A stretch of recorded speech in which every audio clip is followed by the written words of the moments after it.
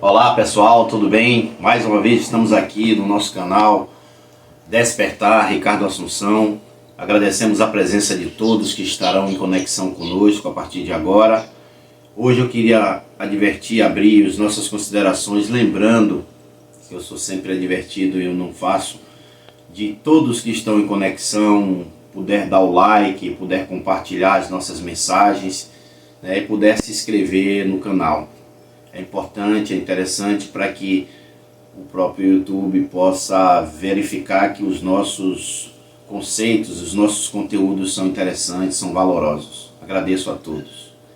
O tema de hoje, vamos dar continuidade ao que nós abordamos ontem, materialismo, parte 2. Nós falaremos de aspectos diferenciados aos de ontem. Algumas coisas precisaremos relembrar. Um aspecto interessante no materialismo, foi iniciado ontem, mas não dissecado com detalhes, é o dinheiro. O fator financeiro implica muito no nosso mundo físico, na nossa realidade espiritual física, onde o dinheiro influencia neste mundo, digamos assim. Tem algumas frases interessantes que falam que o dinheiro chega a 100% em nosso planeta, em nosso mundo. Eu diria que o dinheiro, na visão espiritual, já existe uma conceituação da moeda, do dinheiro em si, também no mundo físico, também no mundo espiritual. Porque eu tenho a importância, a necessidade de falar desse tema, dinheiro. Porque o dinheiro é uma outra frase que faz parte do dinheiro, é a mola mestra que move esse planeta. Eu diria apenas que a visão que o planeta tem do dinheiro é absolutamente infeliz. É a visão que todos, não todos é claro, mas a grande massa tem do dinheiro é amplamente infeliz. Por quê? O dinheiro tem aspectos que são condicionados a sempre coisa negativa, né? A gente foi criado culturalmente, historicamente, dizendo que dinheiro é sujo, que dinheiro não presta, que o dinheiro é a mola da infelicidade, quando na verdade o dinheiro precisa ser utilizado da melhor forma. É necessário você saber manietar, você saber utilizar o dinheiro como todos os outros aspectos do materialismo. Tem um fator que eu gosto de dizer claramente para as pessoas: o dinheiro só potencializa quem você é. O que é que eu quero dizer com essa frase? Se você é aquela pessoa, Ricardo era um rapaz tão bonzinho quando era pobre. De repente soubemos que Ricardo enriqueceu e tornou-se alguém que não fala com ninguém mais, que não dá nem bom dia. Na verdade, Ricardo era esse que não dá nem bom dia. A falta do dinheiro lá no início não condicionava ele externar a verdade que ele era. Então é necessário entender que essa pessoa que quando não tem dinheiro é um e quando tem dinheiro é outro, na verdade, o segundo momento é o que ele era. Potencializou-se apenas o que ele já era. É preciso entender isso. E dizer claramente que o dinheiro é responsável por criação de ciência evoluída, por hospitais desenvolvidos, por correções de degenerescências diversas, por salvar vidas. Essa é a função do dinheiro. No mundo espiritual, por exemplo, ele é chamado de bônus horas. E ele é adquirido a partir de ações que você faz edificantes, nobilitantes, em favor do teu próximo. Não deixa de existir, porém a função é absolutamente espiritualizada.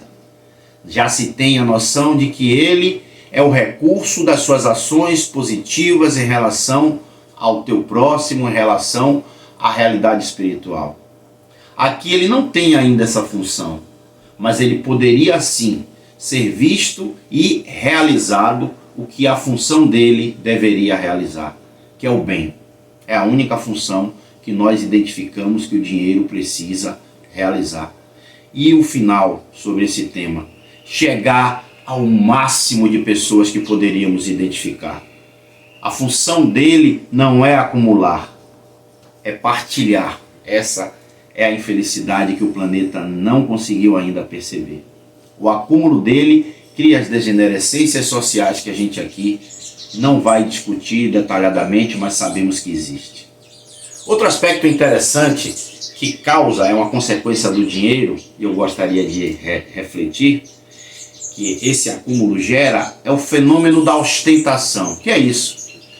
Eu trocarei o que vocês podem imaginar na mente de vocês, que a ostentação é a formação mais completa da inferioridade e da infantilidade do homem. Quando ele traz o dinheiro de uma forma tão infeliz que ele quer diminuir o próximo, através de ostentar, de mostrar excessivamente o que ele tem. Ah, Ricardo, não tem então direito a pessoa que tem posses de utilizar a posse como ele queira? Claro, é livre. Tudo me é lícito, mas nem tudo me convém, e é preciso que se diga isso. Isso é uma frase, eu terminaria com ela hoje até, mas antecipei pela necessidade. A carta de Paulo aos Coríntios, no capítulo 6, no versículo 12, fala isso. Eu tenho as posses que a minha capacitação, por herança, por capacidade, me dá. Porém, eu preciso saber, eu preciso amadurecer a mente onde eu vivo, o país que eu vivo, o planeta que eu vivo, as necessidades da maioria. É uma imperabilidade, é uma obrigação das pessoas. Mas tudo que você faz, tudo que você planta, você vai colher. Isso é uma realidade. Isso é imediato. Quando eu preparava esse nosso vídeo, eu pensava, a realidade histórica de tudo que a gente está falando perpassa a universalidade das religiões. Porque tudo que nós estamos falando aqui, alguns podem me relacionar à doutrina espírita ou qualquer outro tipo de religião. Porém, mais do que falar em religião, a gente está falando em vida. Acontecimentos que a vida inexoravelmente nos mostra. Então a religiosidade hoje é deixada de lado. É dita um fator de vida. Todos esses assuntos são abordados no nosso dia a dia. São ocorrências reais do nosso dia a dia. Quer ver outra coisa interessante que avança a ostentação? A notoriedade de que existe pobre orgulhoso, existe rico humilde. Assim como existe a ostentação do rico, existe também a humildade do rico. A filantropia, a solidariedade, o conhecimento dos conceitos de que aquilo que chega às suas mãos não é seu, é empréstimo e precisa ser bem utilizado. É necessário que haja sobre o ser a compreensão de que o que ele faz, o que ele realiza, é um conteúdo espiritual das suas conquistas. O que é que eu quero dizer em outras palavras? Que esse ser que é pobre e orgulhoso denota a evolução espiritual que já existe nele, de orgulho, de vaidade. E esse rico humilde denota também, assim como o pobre orgulhoso, a evolução espiritual que já chegou a ele, o conhecimento da humildade, a divisão, a solidariedade. Então, espiritualmente, você externa aquilo que você já conquistou. O planeta Terra é um planeta de provas e expiações. O que é que significa dizer isso? É um planeta que ainda está em crescimento. É um planeta de sofrimento, é um planeta inferior. Disso, independente de você acreditar na espiritualidade, eu acho que todos nós concordamos. É um planeta difícil, com certos tipos de dificuldades, com certos tipos diversos de seres. Isso demonstra o conceito inicial que dissemos dele. Porém, é uma penitenciária, é um hospital espiritual encarnado na carne, que nós observamos um avanço da ciência para nosso auxílio, condições de moradia bastante interessantes, carros para nos levar e trazer. O que é que eu quero dizer? Recursos materiais para o nosso aperfeiçoamento. Como é que você é colocado num planeta difícil, como eu disse, um hospital espiritual, com a variedade de espíritos, mas a bondade de Deus lhe ofereceu condicionamentos para o seu aperfeiçoamento. Aquele que está um pouco à frente tem que compreender que a missão espiritual dele, enquanto ser encarnado, é servir de exemplo ou alavancar aqueles que estão atrás. Tem um aspecto interessante em relação à civilização. A civilização encarnada, ela tem uma visão muito interessante. O homem mais avançado, sob o ponto de vista intelectual, aqui na Terra, ele é mais valorizado, ele é mais respeitado, ele é tido como um ser que está à frente socialmente.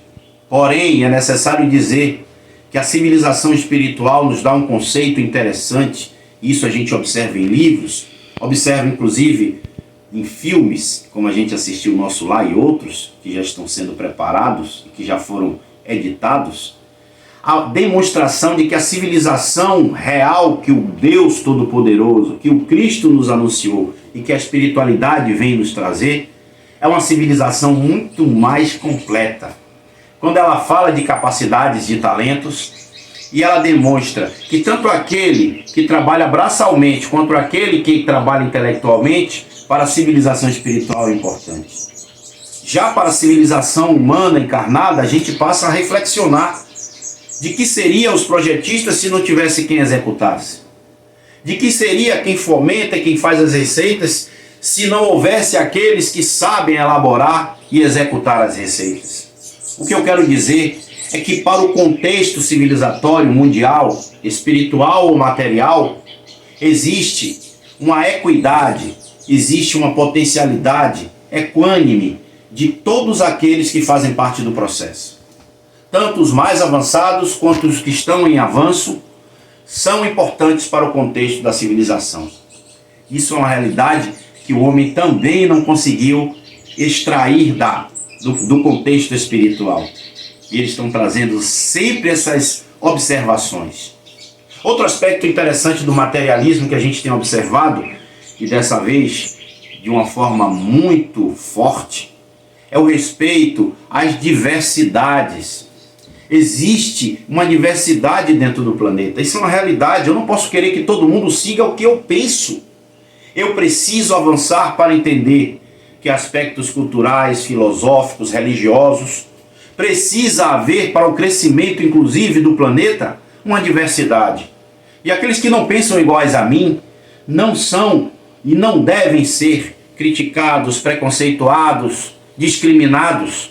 Essa palavra que ficou tão feia no nosso planeta nos últimos tempos, usando-se como se fosse charme, ser preconceituoso, ser discriminador, ser apontador daquele que pensa diferente de você. Essa é uma realidade que a materialidade também precisa saber conviver. A tolerância para esse aspecto é a resposta que se pede. Pelo menos, se você não consegue convergir com os mesmos pensamentos, tolere, compreenda, busque perceber que é necessário para o contexto dessa civilização as diferenças. Outro aspecto interessante que nós chamamos sempre atenção na programação materialista é de que existe um planejamento espiritual para todos os seres da Terra.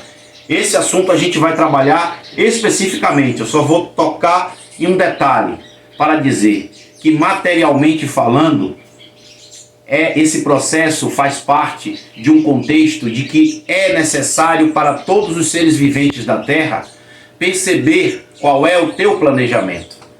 Esse assunto a gente vai dar origem a um vídeo completo, mas eu quero dizer que a materialidade também circunda o planejamento espiritual da sua vida.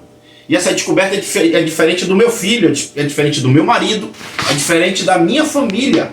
Individualmente você precisa saber qual o conteúdo do seu planejamento espiritual.